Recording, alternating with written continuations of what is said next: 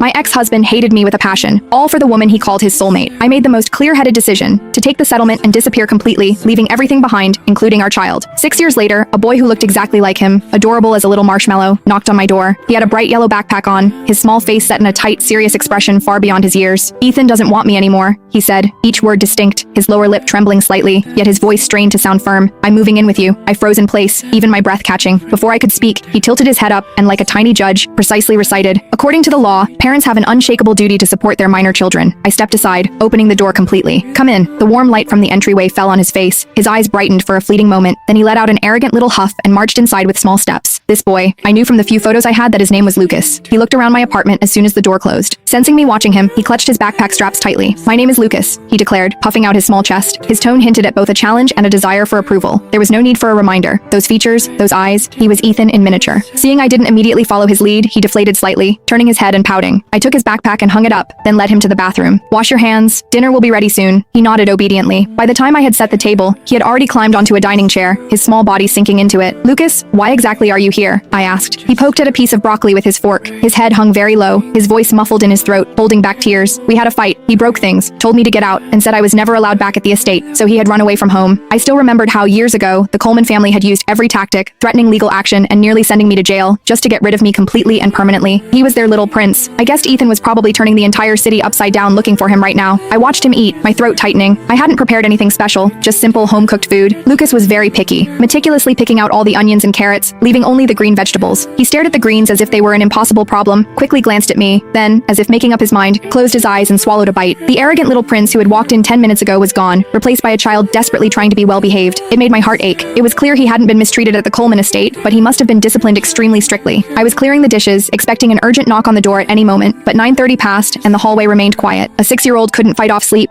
Lucas's eyelids started to droop. He took a set of dinosaur pajamas from his bag and surveyed my small apartment. He wrinkled his nose. "Your place is so small. Why is there only one bed? Are we going to sleep together?" A hint of apprehension in his voice. I glanced at the time, silently cursing Ethan, then sighed and nodded. "Yes, just for tonight." I expected him to throw a tantrum. Compared to the Coleman estate, this place was tiny. But Lucas merely bit his lip, a flash of relief quickly crossing his face. He washed his face, changed into his pajamas, and burrowed into bed. Just like at dinner, he tried hard to be a considerate guest. He wiggled around under the covers, wrapping himself into a small cocoon, with only his big eyes peeking out. Then he reached under the pillow, pulling out a children's book he had apparently hidden there earlier. "Aren't you going to read me a story?" The anticipation in his eyes was blindingly bright. After Lucas fell asleep, I pulled up the number that had been in my blacklist for 6 years. My thumb hovered over the unblock option, trembling. I couldn't do it. Ethan and I were ancient history. Back then, my family's business went under, and the Colemans immediately deemed me a liability, arranging for him to be with Hannah, the girl everyone said was his true destiny. Ethan had resisted. He gave up his inheritance and was left bedridden for weeks by his grandfather.